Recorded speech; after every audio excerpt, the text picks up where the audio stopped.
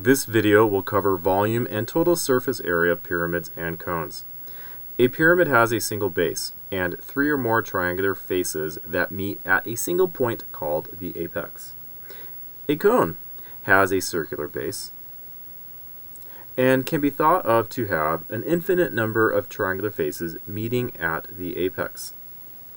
The formula for the volume of both shapes is 1/3 times the area of the base times the height of the solid.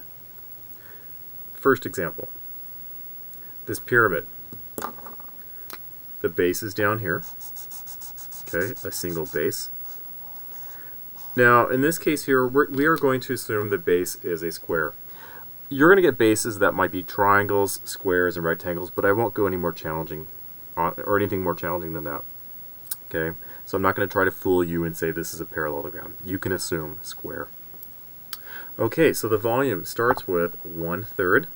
Now, just like in a previous video where I discussed the 4 steps to organize your work, our first step is going to be the picture equation. In other words, 1/3, draw a picture of the base, which is a square, so 10 by 10, times the height of the object, which in this case is 12. Okay, a pyramid has several heights: the actual height of the solid and the heights of the triangular faces. The height is perpendicular to the base and goes straight up to the vertex. The other thing you guys can assume based on these problems I give you in class is that the height is directly above the center of the base. Okay, so I'm not going to get any trickier on that. If it wasn't centered, the problem will evolve a few more steps. Okay, so the first step here was our picture step. We draw a picture of the faces that we use. Second step is our formula step. We show how to use the formula to find the area of those appropriate faces. So we have 10 times 10 times 1/3 times 12. Formula step. Third step is we simplify. So I get 1/3 times 100 times 12. Simplify. And our last step is the solution, 400 cubic feet. So to reiterate, start with a picture, show me how to use the formula, simplify, and then answer. Okay, total surface area is to find the area of all the faces. We have a single base and 4 triangular faces. Now, since each side of the base is 10, and there are no other clues here, then we're going to go with the assumption that each triangle has the same base and the same slant height. Okay, so we have one base, which is 10 by 10, plus 4 triangular faces that are all congruent, each with a height of 13 and a base of 10. This is our picture step. Step 2, show the formulas, how you use them. So the square is 10 times 10 for its area. And we have 4 triangles whose area starts with 1/2 times the base, which is 10, times 13, which is the height. Formula step.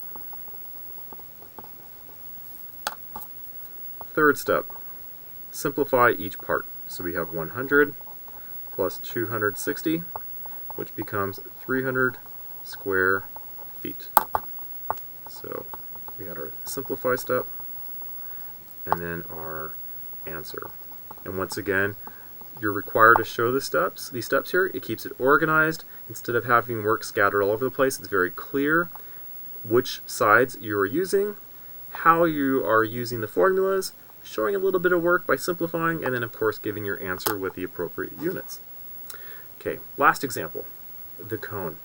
Now for the cone in this course, we're only going to study the volume. We're not going to worry about the total surface area. If you're curious, just go look it up online. Okay, so the volume is the same formula, 1/3. In this case here, our base is just the circle. So we're going to draw the circle. The important piece of the circle is the radius to help us get the area. And then the height of the solid is 4. Okay, not the 5. Once again, the height is perpendicular to the base, and it goes up to the apex. So this is our picture step. Second step, formula. We have 1/3 times pi times 3 squared times 4. The formula step. Next step is to simplify. So we have 1/3 times 9 pi times 4.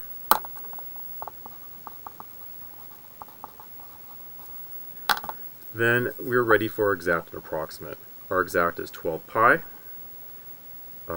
inches squared, and which is approximately 37 inches cubed, excuse me, and then 37.70 inches cubed. And that's our exact and approximate.